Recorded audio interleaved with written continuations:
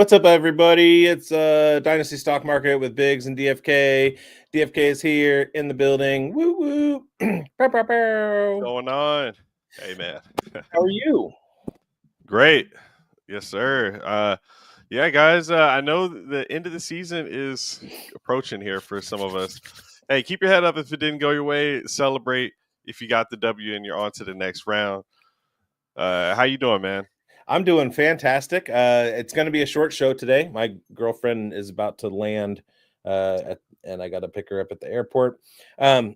So essentially, what we're going to do today is we're going to talk about the playoffs. I made a couple of you know what I like to do with the thumbnails. I like to kind of like hint at the stories that we're going to be talking about. The first one I want to talk about is Nick Chubb. He broke his foot on Pour one Sunday, out. and there are certain things that signal the end of a career, and Chubb's has been up and down. The other thing is the emergence of Jalen McMillan. A lot of us had big flag plants on Jalen McMillan this year, knowing that he had quite a huge wide receiver room to kind of get through. And rookies tend to take till the second half, but he's starting to emerge. And the other thing is the top 6 profile right now of Jackson Smith and Jigba, who's similar to McMillan, although with much more draft capital. We saw coming, and he had a really bad rookie season fantasy-wise. And look who's number 6 in the wide receiver room. So we're going to talk about those 3 things. We're going to talk about your fantasy football playoffs.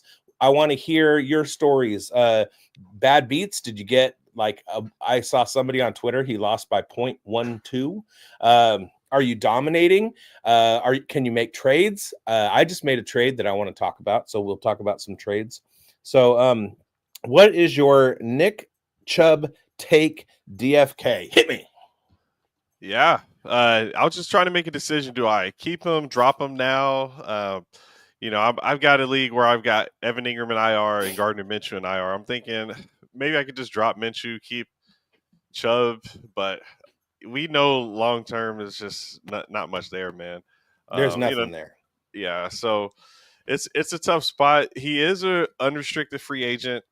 I doubt they bring him back at this point. They gave him that extra year kind of as a courtesy this current season. So I think next year, he's gonna still be in the league, guys. They said it's not gonna take surgery. At first they said it would require surgery. They're saying it's not saying that it means it's gonna be all roses, because he didn't look great beforehand and they were kind of holding him out. But I don't know. I could just see some ability to maybe trade him for a 4th later. Someone believes that he might have a J.K. Dobbins type bounce back. So I don't want to just outright cut him yet, right, because at this point you got the long off season to potentially just have some kind of buzz point in the right direction. I think the non-surgery at least helps that narrative a little bit, that he'll be able to start training camp and do something with some other team, and maybe it's a good team and not the Browns. Well, and that's kind of the worst part of it for him as far as his career is concerned, is the fact that this is the last year of his contract. He wasn't, if he still had 2 years, then yeah, you could see a really hardcore rehab, him working his way back with the Browns. But with his injury history, I don't think he's going to get an RB1 contract. And so he's going to be kind of similar to Zeke Elliott. Chubb has been demoted to Zeke Elliott. And good team fit. Good call.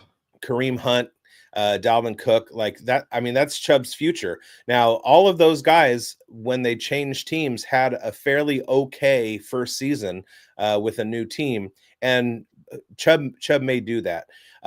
In your situation, absolutely drop Minshew, stick Chubb on the IR. But for me, Chubb is an asset that I want to go in and just kind of add him to trade offers. You know what I mean? Because the days are gone where you can offer Chubb and get a package back. Now he has to be a part of something, and that owner has to kind of wish on it. So it's unfortunate. but you know, he still has something in the tank. He had a couple games this year that were pretty outstanding. He just needs to stay healthy. And if you have been a long time Chubb owner like I have, you know the highs and the lows with him. It's peaks and valleys, and he's either totally down and out with an injury or absolutely fire in your lineup. And hopefully he gets another chance. Yeah, man. Pouring out for Chubb. Yeah. Wish him the best of luck. All right, Jalen McMillan, big story out of Tampa Bay. What I'm looking at with Jalen McMillan, the 2 touchdowns of the Raiders against the Raiders, that's fine. Touchdown again the following week, that's great and everything. But what I'm looking at is his evolution throughout the course of the season. So he found himself with a lot of camp hype because of his ability. Baker Mayfield and Todd Bowles talking him up. Struggled a little bit early, and Chris Godwin was there. And as soon as Chris Godwin was hurt, everybody kind of like ran to okay, it's time. And what happened was Jalen McMillan and Trey Palmer were pretty much sharing snap shares. It wasn't the Buccaneers hadn't landed on which one of them was going to actually like be the number 2 guy in their system, their play calls.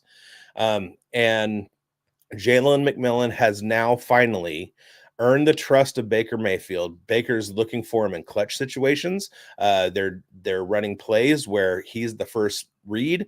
It's not just the Mike Evans show. And because that, Mike Evans has had a couple of really good weeks too. So we waited on Jalen McMillan. I wrote articles when he was in his last year at Washington about let everybody else stampede for Rome Odunze because Jalen McMillan is every bit as good as Odunze is. There are some metrics that he passes Odunze, and he's going to be a value in your rookie drafts. And almost every single rookie draft, I managed to get him in the 3rd or 4th round. And I have him everywhere. And I think for 2025, it's going to be a huge, huge get. Absolutely. Get excited, man. If you got them, awesome. And I bet you just with there only being 3 games left, you can still get them no matter how he finishes. 1 month of production, some folks are still going to be skeptical based on who the Bucs bring in next season in the draft or free agency, stuff like that. So keep going after him. And Godwin's going to be back too. Yeah. So, yeah, man, good call by you. And you stuck with it. I've been with you the whole way through the ups and the downs, and you stuck with it. Is it Football Guys? There's one company that's out there that flag planted Jalen McMillan, and then they had a follow-up video where they were like, every year we put a jinx on somebody, and that was the reveal, was that it was Jalen McMillan was the one that was jinxed. So that was pretty funny. And then Jackson Smith and Jigba, currently sitting as wide receiver 6. He had a down game against the Packers and still wound up scoring, I want to say 14 points. Geno Smith had a horrible game and then left. And then Sam Howell just sat and took snaps and looked for ways to get sacked. So even among all of that, JSN had an okay game. I feel like moving forward, we can expect that to be his floor. When he has a bad game, he's still going to be in the 14-point range, which is absolutely great. He's another guy. So in my home league, I have McMillan, I have Malik Neighbors, I have Brock Bowers, I have JSN, I have George Pickens. I'm in last place again. I have Jaden Daniels too. I'm in last place again. I have a lot of it's a short lineup league. So it's 2 running backs, 2 wide receivers, 1 flex, 1 tight end. And it's hard for me to pick the matchups. It feels like every time I play somebody, they have a terrible game or they get hurt. And then everybody on my bench absolutely destroys. So then I flip them and the same thing happens. And then on top of that, I'm like 2nd or 3rd in points allowed. So I'm getting everybody's biggest week coming out the gate. Yeah. So I can't make mistakes. And then so by week 7 or 8, I was just like, all right, let's start looking for draft picks. So traded away Breece Hall, got a huge package for that. Like But I have so much talent. It's just a matter of like a year or two before all of my guys are, absolute studs. And I start like running away with it every year. So that in that league, it was the first dynasty startup that I was ever in. And I had the naive idea, young guys, go with young guys. First of all, my first 3 picks were George Kittle, Travis Kelce, and Darren Waller, because I figured that I was going to be if I just like loaded up on all the tight ends, then I was going to be able to like make trades and stuff. It's a fun league, Anyway, I do stuff in the drafts where I just like I mess around. Just for for content purposes, whatever. It's fun, and my record in the league reflects that. But over the years, I've learned and changed my tack, and now in startup drafts, I have the philosophy: don't be afraid to win in the first year, and I approach it like a redraft league, and come out with the championship, stack your bank, and then start to build from there. And yeah, you're in enough leagues where you got both type of teams, so it's fun to play it either way, rebuild or go all in on some rosters. Like I did 2 startups this year. One was a rebuilder right out of the gate, and one was I'm in the round 2 right now. So nice. All right. So again, comment, guys. Tell us your stories. Bad beats. We got big wins. McLaurin or London this week. PPR. I mean, McLaurin's playing the Eagles. Last time he played them. They only had 1 catch from McLaurin, but I feel like they built so much more chemistry since then. It's hard to sit McLaurin. London did get the touchdown this past week. I'm just rocking with the hot hand. Yeah. The McDaniels, McLaurin out of the bye. A couple weeks out of the bye, they're just cooking. Yeah, I'm going McLaurin. Sorry, I should put that on the screen. IP14. Sorry. Ooh, that was bars. All right. I'm going McLaurin too. What's happening in Atlanta? Like Kirk Michael Cousins time. is, they should. Luckily, they were playing the Raiders, so they could. Oh, sorry. To come out with the victory, but yeah, the Raiders aren't, other than Jack Jones' misread on a double move. The Raiders' pass defense isn't terrible. DeCameron Richardson has absolutely shown out as a rookie, and they do have a good defensive backfield. They can't stop the run, which opens up passing lanes. But all in all, their pass defense isn't terrible, and they do have. I think they're one of the league leaders in total number of partial sacks. Like they're getting home, but multiple people. They're putting together a good rush in the Crosby interior. Was out. Crosby was out, so Cousins was kind of lucky. But this week he only has to go up against the Giants. So yeah, but also the Giants' pass defense is kind of underrated too. Yeah, and so I worry for Kirk Cousins. And with the Falcons, it's like they should have made the Michael Penix decision 2 weeks ago, rather than still waiting around to do it. And if they had lost that game last night, absolutely Michael Penix would be the starter this coming week. So boom. I told everybody on another network, my start and sit show, I said Michael Penix was or the waiver wire shirt. Oh, we recorded yesterday before the game, and I said, if the Raiders win, Michael Penix is going to be the starter, but Michael Penix is my waiver wire pickup of the week. So if he's available in any of your leagues, just grab him. Especially in Dynasty. It's been pretty rough for these quarterbacks too. Like Tua had 3 points. Obviously, you've got Winston getting benched for a DTR now, and Winston had 0 points in the last game. And then even worse, somehow Will Levis -4 points. Right. Well, just a quick derail. What are we doing with Levis in Dynasty? I've never been in on Levis at all. I don't know what to do with them because I've been multiple negative point games. Yeah, and even coming into the season in redraft, I was telling people, like, I was looking at his fantasy production in his rookie season, and he didn't play the whole year. I think he played like 2/3 of a year. So I took his max games and I extrapolated a 17 game season for him, and he still wound up as like quarterback 20, which, you know, that you're not going to be competitive in Superflex if you don't have like a couple of top 12 quarterbacks. And so Will Levis, I've just been out on him from the beginning.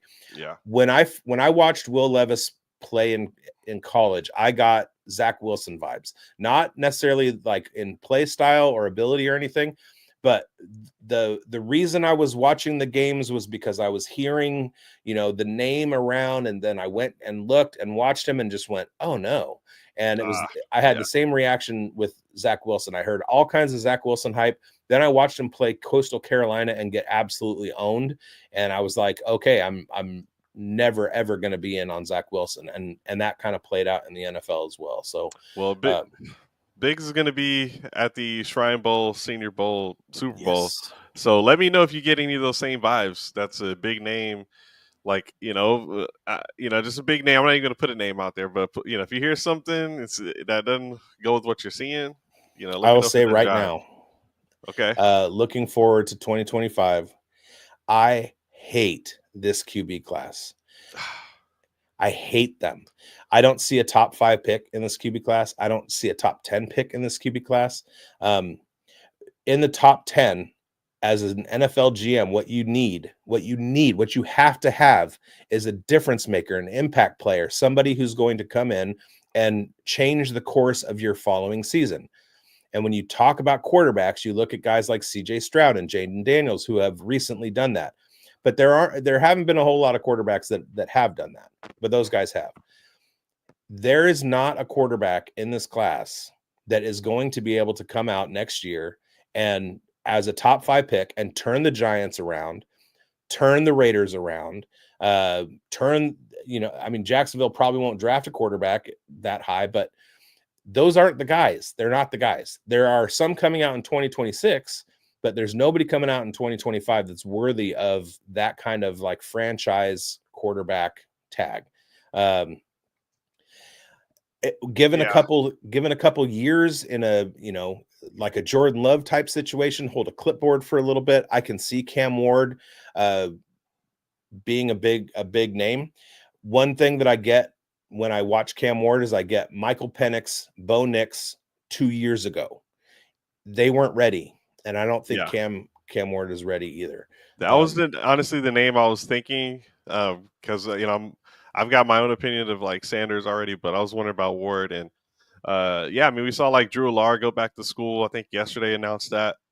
So he was actually the one guy that I thought he was given JJ McCarthy but bigger. And so I was like, I would totally take Aller for the Raiders, Aller in the second round. Like that would be take Travis Hunter with your first pick and then get Aller later. And that can be a franchise changer down the road. But if I'm the Raiders and I'm picking 1 or 2, I am like absolutely trading back, still in the top 10, acquiring other picks, building that line, and waiting until 2026 because Rocco's coming and he's, Arch is going to be there. Those guys are going to be franchise changers right away. Yeah, I hope they make the right move, man. Let's hope. Speaking of trades, wait. Oh, go ahead. Wait, I didn't get your Travis Hunter take though. Oh, love him. He won the Heisman, obviously, guys, but we just didn't get the chance to speak on it. So, is that who you want the Raiders to take? Yes. All right, let's go on to the trades. And I'll tell you why. Okay. There are 4 reasons: DeCameron Richardson, Nate Hobbs, Jack Jones, and Jacorian Bennett. Travis Hunter will not have to be primary cornerback a little bit schemed. He will be an offensive weapon primarily, and he can come to the Raiders and play offense. He doesn't have to play That'd be defense. fun, dude. That'd be awesome. Right? So I feel like that is the best fit in that top 5 is Travis Hunter to the Raiders. Let's see it. Yeah. And, if Aiden O'Connell is dropping dimes, it moves Jacoby back into the slot. You got Brock Bowers there. Michael Mayer had a great game last week. That's 4 weapons: Travis Hunter, Jacoby Myers, Brock Bowers. Just call it those 3 as their primary weapons, and then get a new running back. Build that offensive line. Like, and Aiden O'Connell can be a placeholder next year if they have a line to support him and he doesn't keep getting banged up and stuff. He's an accurate thrower and he's a pocket passer. He's not going to change the games. They're not going to like make the playoffs with Aiden O'Connell. That's not the kind of quarterback he is, but they can still kick the can down the road to 2026. But there's such an immediacy, a win now atmosphere in the NFL that you have to like go get scrub quarterbacks in the top 5 and still lose. Well, right now, to close it out, Raiders are sitting at first place with the number 1 overall pick, but you're tied technically with the Giants at 2-12. I thought the Giants, because the strength of schedule is higher. The strength of schedule for Vegas 5-3-8. Giants is 5-5-0. So right, 0.12 difference. So the Giants would have the number 1 pick. Okay, so yeah, just barely higher. Yeah. Yeah, it's we'll see, but it's coming down to it, and it could change. Once we get through Jacksonville, then we have New Orleans and the Chargers. Some winnable games. So maybe the Giants get through 2 terrible. I don't know their schedule, but maybe it flips. All right, so let me get to this trade. So this trade was in the Campus to Canton League. Hey, nice. And I traded with the first place team. I traded him James Conner. And I got back Emeka Egbuka. Ooh, I love it already. And Tyler Warren. That's a steal. Right? And guys, you can pull out these type of trades because you're in separate leagues altogether, essentially. And like a guy's desperately trying to win. And I get it, James Conner, he has not let people down in the fantasy playoffs over the course of his career. During his career, yes, he may have had an injured game through the regular season, but if you can still hear me, in the regular season, the playoffs, James Conner's always delivered. And right now he's got like a minimum of like a 14-point floor. Guy's playing great. So, I understand wanting to go out and get James Conner, but at the same time, I think everyone still believes in Emeka Egbuka a lot. As a first-round caliber player. So essentially you're trading away a first-round pick. And then Tyler Warren's, potentially tight end 1. Let's just say we always over-evaluate tight end. So let's just say he's worth a second-round pick, right? So a first and a second for James Conner's a steal, dude.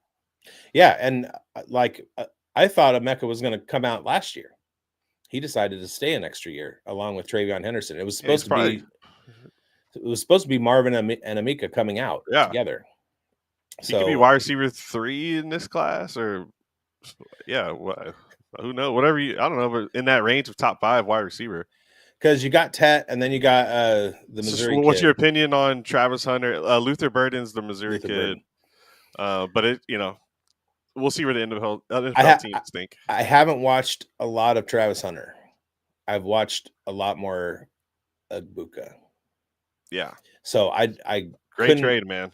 I couldn't say one over the other. Other thing I wanted to say is I love how in Campus to Canton, like you can have like the trade deadline sometimes, like maybe yours doesn't have one, but like I'm in one where there's a trade deadline during the NCAA playoffs. But then after the NCAA playoffs are over, the NFL is still going on and you can start trading those NCAA assets again. And I don't know, it's just I love how Campus Canton kind of shakes things up a little bit for fantasy. Yeah. And it's nice to it changes the dynamics of NFL trades because draft picks don't mean anything anymore. Basically, what you're drafting is guys that weren't retained on the campus rosters and like waiver picks that get dropped to make room for the campus players coming up. So that's who you're drafting in the first round. You're not drafting first round rookies. You're drafting. Yeah, I drafted drops. Like the 5th string Carolina Panthers running back who didn't even make the team this last season. Right. That was one of my first round picks. That's how devalued they are. So if you do your evaluations right, and especially in like on the campus side, that in the NFL, helmet scouting is bad. So like, don't take one guy over another because he went to Alabama and the other guy went to South Dakota State. Like, that's not good process. But on the college side, it's good to like, so Iowa's tight end U. So I try and load up on Iowa tight ends, and I'd try and load up on Ohio State wide receivers. I thought Antwi was gonna be good. he was. Turns out he hasn't been. So you can approach things like that because there's still 2 or 3 years to make decisions with it. I got a lot of hype on. There's a freshman running back from Notre Dame, and I drafted him everywhere in Campus Canton.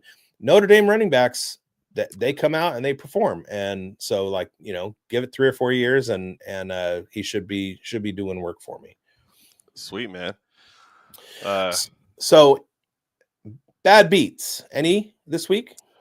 No, I don't have any trades over this past week. So I have some deadlines. I have plenty of leagues with no deadlines for what it's worth, but just focus on trying to get these lineups in. But let me start with the good beat, because okay, I got plenty. I mean, I'll say some of my leagues are like tournament style, where it's it's like either you're getting eliminated as maybe there's 4 teams and the lowest score is eliminated. It's not exactly head-to-head matchup sometimes. Well, one of these leagues, it's 4 teams are in, where one team gets eliminated. I just barely stayed alive by 0.07 points. Woo! Happens to be player profiler league, and honestly, a stat correction could kill me.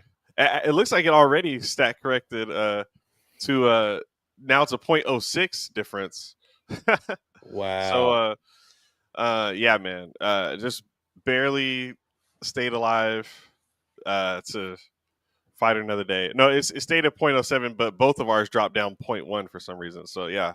Anyway, yeah, I got 171.66. He got 171.69. Oh no, it looks like it flipped the other way. No. I think I just lost off the stat correction. I'm pretty sure I was ahead of him the start of this morning. Just now?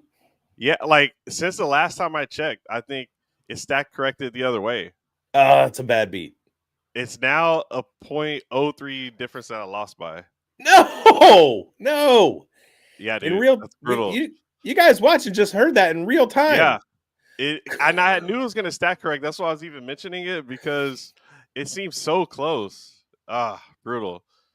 Yeah, because I was at 171.7, and he was the one that was in the like 6 point whatever. And then it just flipped. Both of ours dropped, or his went up and mine dropped. That's terrible. Yeah, his went up by 0.09. Mine went down by 0.04. Wow. Do you know what the correction was? I don't know how to see that, but yeah, I barely want to know what the correction was. There's a place for that on Sleeper. Oh, sweet, nice. So in all of my Dynasty playoff teams. Oh, I see stat correction. Okay. I advanced. Mine's not loading right now, so F it. Brutal. That's my bad beat. Lost by 0.03.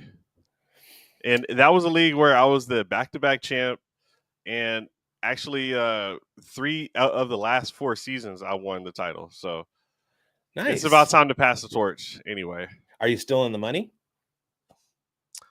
No, I think it's just top 3. So I'm out. Yeah, every dynasty that I'm in the playoffs, I either advanced or had a bye. And so this next week is going to be it. This next week is going to be it. All right. Yeah. And I had those buys are nice when you see how, like, this past week there were some stinker games for some of these players, man. So yeah. Draft night out, I had a bye because I was the 2 seed. And then congrats. The orphan that I took over okay, in a chalk league. Chalk literally now you're really feeling good on Dynasty. I advanced against our boy Travis, who's a graphics guy undroppables, Oh, and sweet. Yeah. I faced. Listen to this. I faced Chalk in 2 playoffs in week 16.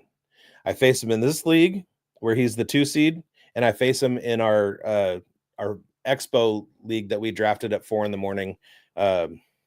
The top 4 that made the playoffs in that league, Jax Falcone, then Chalk, then me, then Grindberg. So that was pretty cool. And then Love it, man.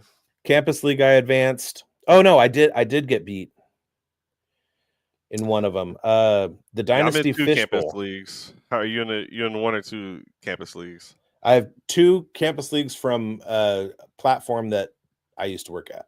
Sweet. And then the Dynasty Fishbowl, which Craig Schmucker came up with, is a group of dynasty leagues all named after different kinds of fish. And we use Scott Fishbowl rules every year. So you have a dynasty team, but the rules change. Oh, okay. I love that because you can't every just year flip the team all like overnight. Yeah, I'll make sure Schmuck sends you an invite for next year. And I made it to the I was the 5 seed, and I got beat by like 50. I had David Montgomery hurt, Brock Bowers hurt, man. Josh Downs hurt, Gino hurt. Yeah, Gino hurt a lot, but I still all those guys having down weeks, which happens, especially in the playoffs. Yeah. So congrats to the dude that beat me in that. And then led the league, led in points in a couple other leagues. My jersey league for Fantasy Football Advice Network, where the winner gets a Josh Hines Allen jersey, I face Jack Lucenay next week. So that's fun. So all in all, good week. I had enough wins that I don't even care about the loss. Yeah. Let's keep rolling. Yeah. More fun in week 16 ahead. All right. I like that. Oh, go ahead. No. I like that doubleheader last night too. So I don't know if this next week's going to be like that. I think there's Saturday games this week. I'm pretty sure. Everybody was complaining about, or maybe it's next week. Yeah. I love Monday night doubleheaders. I had, and when I was reading the complaints last night on Twitter, I had a feeling, I had an inclination that the reason that they're doing that now is because of YouTube TV, because YouTube TV has the multi-box that you can do. Yeah. And that gets a rating for both games. And it also helps YouTube TV because they get, people want to watch both games. If you don't have YouTube TV, you can only watch one of the games at a time. So it doesn't make sense for ESPN to even do that because you're splitting your ratings. So it has to be because of YouTube TV, right? I was wondering that same thing. Yeah. Because that's what I do is put it on the multi-box. And then I was at a friend's house. He had it on both. And I'm just like, if you just have ESPN, what do you like? Yeah. I want to watch both. There's no red zone, no Monday night red zone.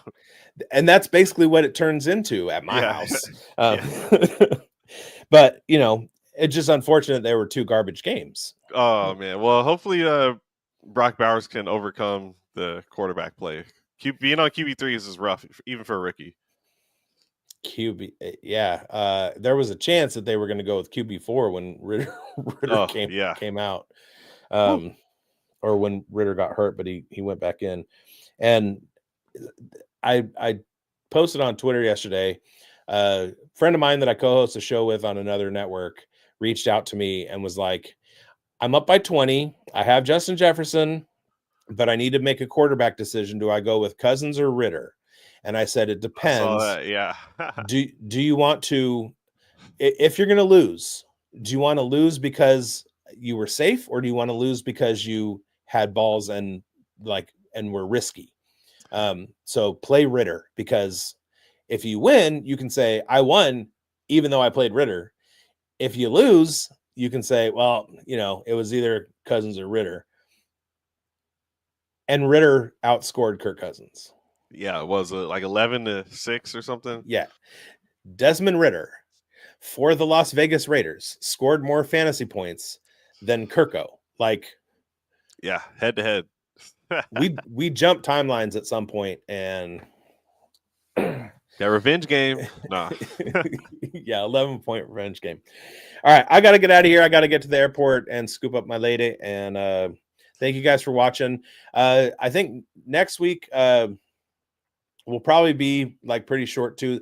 We're winding down. We will have kind of like an end of the year MVP like award show kind of thing, and then talk about the fantasy calendar. But that'll be like in a week or two. So good luck in the playoffs, you guys. DFK, tell them where to find you. Yeah, find me Dynasty Football Key on YouTube and right here on Player Profiler News, as well as on X at Dynasty FK. Appreciate you guys. Hey, it's almost that mock draft season, so buckle up. Yeah. Oh, it's my favorite. Dynasties all year round. And download Fast Draft. It's fun. And I've won money the last couple weeks. Yeah, me too. So check this going. out. Thanks, guys. Oh, incredible news about Fast Draft. Fast Draft DFS is live. It's called the Flex 6 Frenzy. You just draft 6 guys, running backs, wide receivers, tight ends for the Sunday slate. You like Jahmyr Gibbs? You like Jackson Smith and Jigba? You like Tyrone Tracy? Draft him, draft him, draft him. And the beauty is you can just order 5 teams, submit your rankings, and Fast Draft will email you the results. We awarded $1,000 in prizes our first week, and we're just going up from there. Soon there's going to be a select 6. No drafting at all. You just pick any 6 guys. Our DFS mantra, just say no to salaries on Fast Draft. Don't forget there's free tools on Fast Draft too. You want to get ready for startup season? We've created the best Dynasty mock draft experience there is. And if you want to play in these DFS contests, and our best ball contest for 2025 are coming very soon too, just use promo code PODFATHER when you deposit and you get a free draft. It's that easy. And you're like, oh, I already have Fast Draft. Great. Refer a friend. Have them put your username in as the promo code, and then you and your friend will both get an instant deposit match up to $25. We got DFS. We got Dynasty Mocks. We got Best Ball. It's all there for you on fastdraft.app. Check it out. And the promo code is PODFATHER. Hey, I want to thank you for being part of this broadcast. If you have any thoughts on it, leave a comment. If you enjoyed it, make sure you leave a like. And if you want to see more shows on the Player Profiler channel, subscribe to it. That's how we know you want more.